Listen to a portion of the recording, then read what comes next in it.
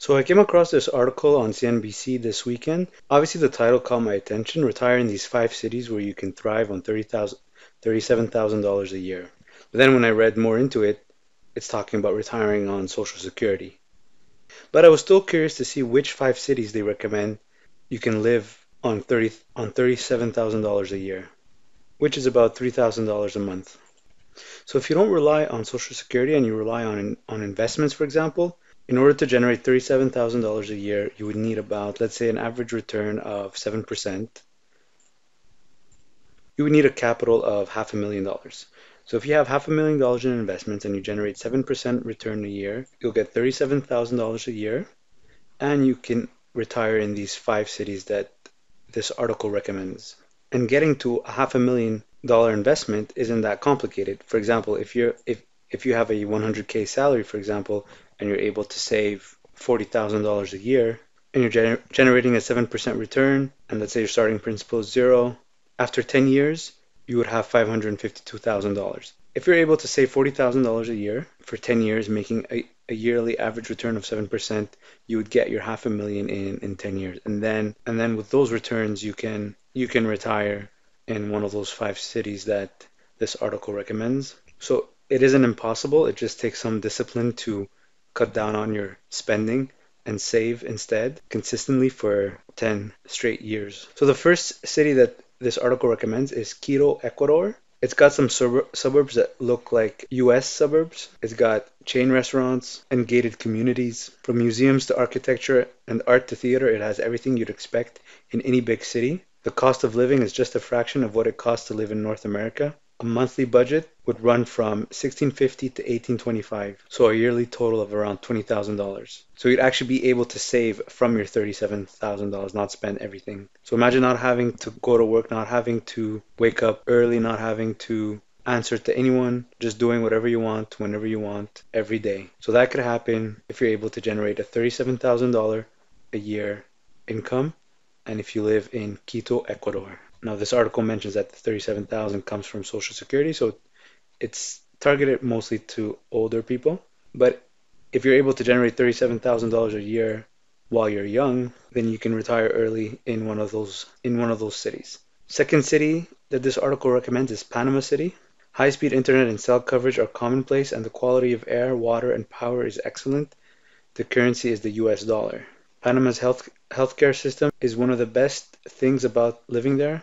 A couple can live a comfortable retirement in a rented two-bedroom apartment in central area for $21,000 a year, which comes down to $1,700 a month. And if you want something more luxurious, it'll cost you $3,000 a month, so about $35,000 a year. If we Google map Quito, Ecuador, and just drop it somewhere.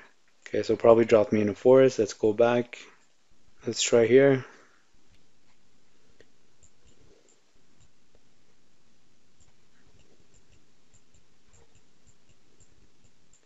So I guess this is not the gated communities that they were talking about.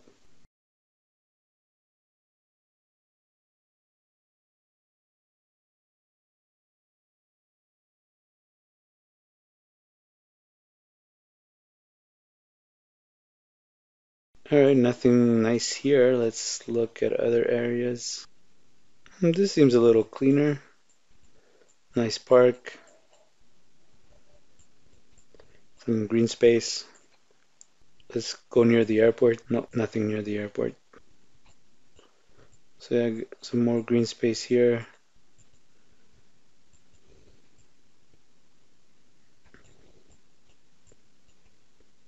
Mountains.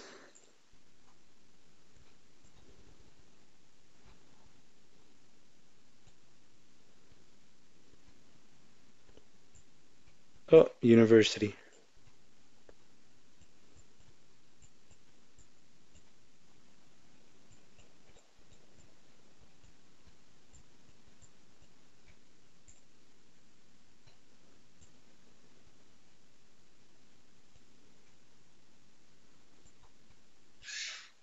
Scary.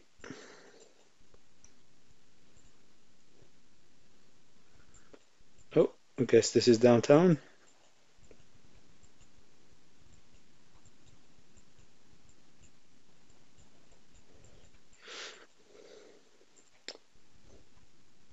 So yeah, so anyways, one of the cities that they recommend is Quito, Ecuador. I probably couldn't drop on the areas that they're talking about. Let's look at Gonzales, Suarez.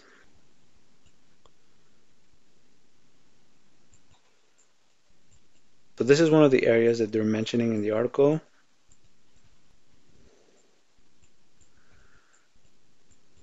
So as you can see, this is what it would look like. You got mountain views. You've got grass on buildings.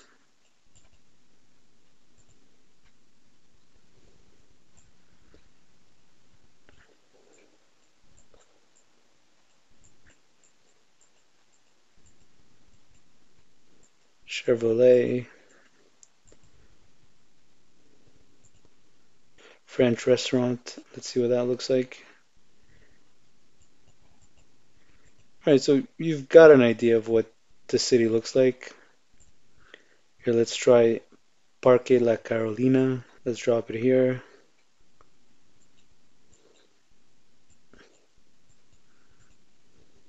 Let's see what's inside the park. Yeah, lots of green space. Could be like its own version of Central Park.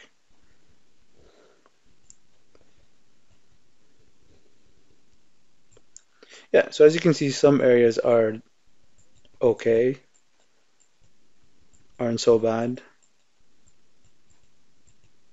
especially if you can retire in them and never have to work again. Okay, I guess I dropped myself in an alley. And now I'm inside an arcade. Not bad, not bad.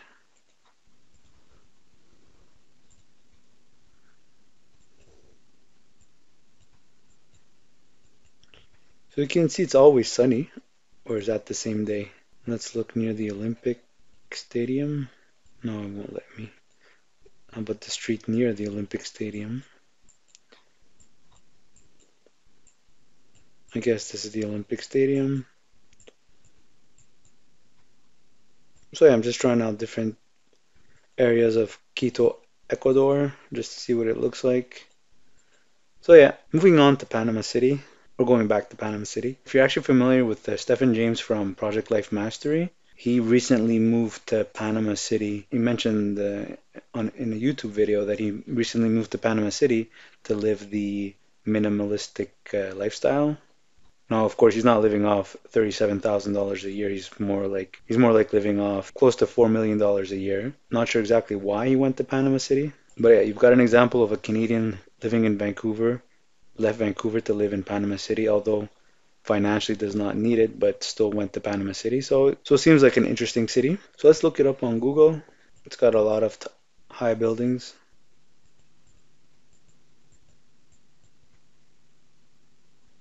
Hunter Douglas shades. These are expensive shades. So just from the first pictures, it looks nicer than Quito, Ecuador. Yeah, it definitely looks nicer than Ecuador. And if you can get a waterfront view, that would be perfect. I'm gonna get to these buildings over here. All right, ignore the red smoke.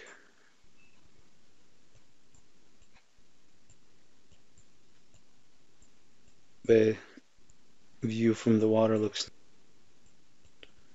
Yeah, so you've got some nice buildings here. Yeah, nice view. Yeah, this is similar to New Jersey by the harbor.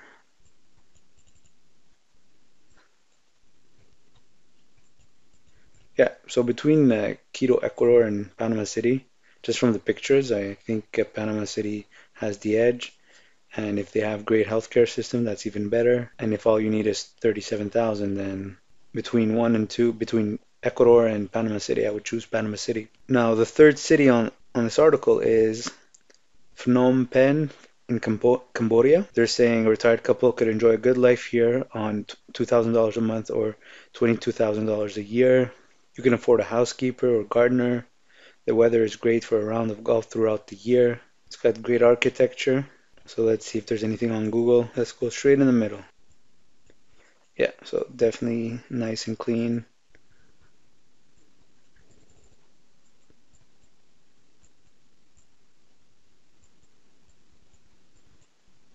Okay, I guess I got this is I guess the village.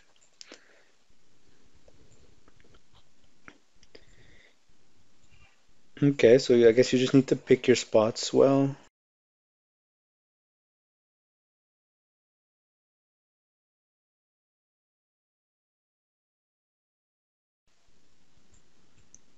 Yeah, big difference.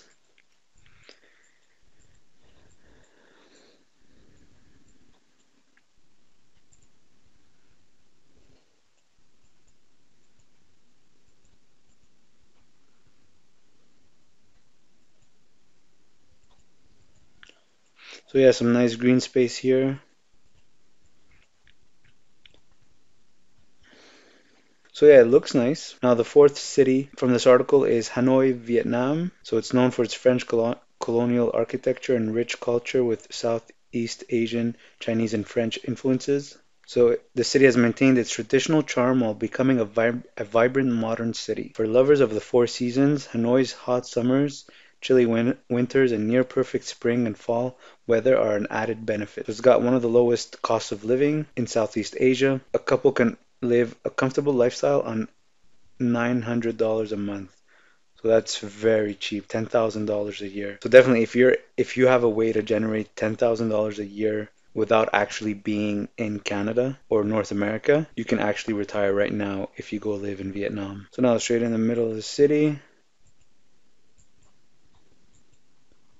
Okay, let's try something here. Okay, this looks like a school. I fell on a school. Yeah, okay. I get the idea. I like these hats.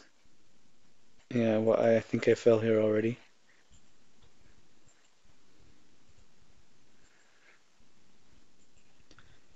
Yeah, so it looks very nice actually.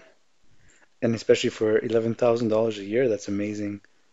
So I definitely give this one the edge over the others. And now the fifth city on this list is Lisbon, Portugal. Now I know Portugal is very beautiful. There you go. This one's requiring $37,000 a year. So this is the most expensive one on the list. So it's a rising star on the European retirement map. So it's a gracious city where you can enjoy history, romance, and seaside location. That's amazing. The climate is mild even in the depths of winter. Always great if you want to avoid the winters of Canada. Average lows are barely below 50 degrees Fahrenheit, while summers are sunny and generally in the 70s. With museums, restaurants, nightlife, and an international airport, Lisbon is also one of the most affordable capitals in Western Europe. So, in terms of beauty, I definitely give it to Portugal or Lisbon, but it is obviously the most expensive. I mean, Vietnam was only 10,000 a year. This is $37,000 a year.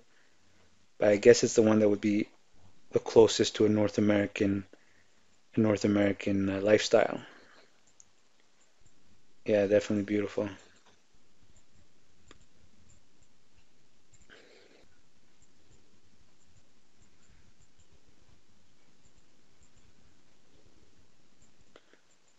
Yeah, I like the colors. I, yeah, I've been here before. Let's try something by the water.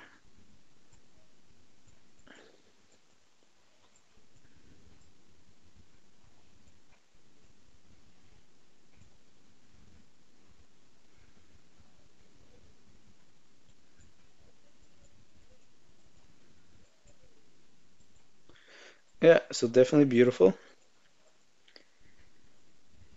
Now, I'd like to add two countries or two cities, but two countries to this list where you can retire for much cheaper, actually. So the first one I'd like to add is Egypt. You can actually live very comfortably in Egypt, going out every day, taking an Uber every day, eating out every day for 10,000 Egyptian pounds a month, which is about 700 Canadian dollars times 12.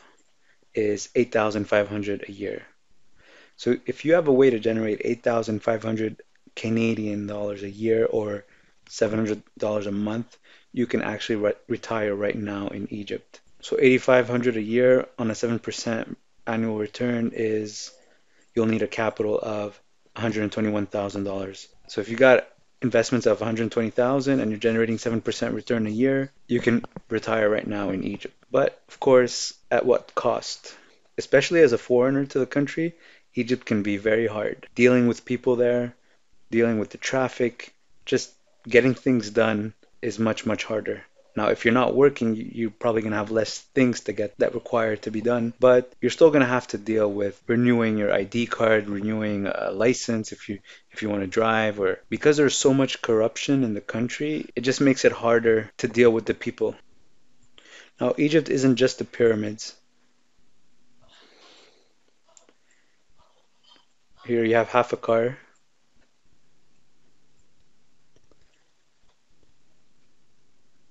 The day to day in Egypt is very hard.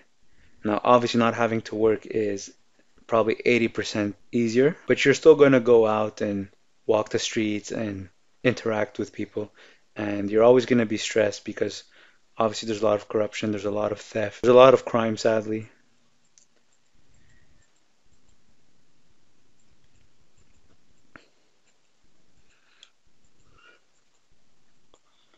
Oh, there's the rest of the car.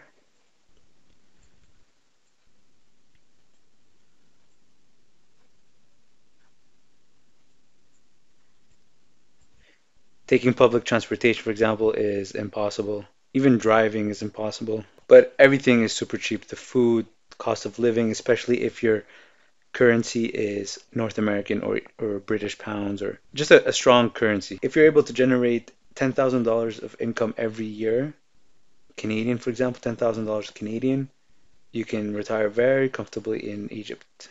But obviously, your true cost is the quality of life, the air that you're breathing, healthcare. Healthcare isn't free. It's still cheap compared to other cities. Just you're generally sacrificing quality of life and general security. The other city I would add to this list is, or country, is Turkey, but more specifically Antalya.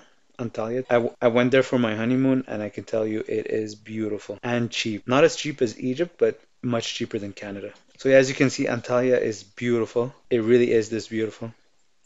The people are nice. The food is delicious. Just, in fact, this is probably my choice of city I'd want to retire at. The only thing is, because I have a child, I want to give him the best life possible, and I think that's in Canada, with everything Canada has to offer. But definitely, if I were single, I'd probably be living there right now. Now, of course, I only stayed there for 2 weeks, so it's not the same as living there for a year. Maybe I did not have enough interactions to see if it's actually doable, if I can actually deal with the people there or get things done. But just the 2 weeks that I lived there, it was amazing.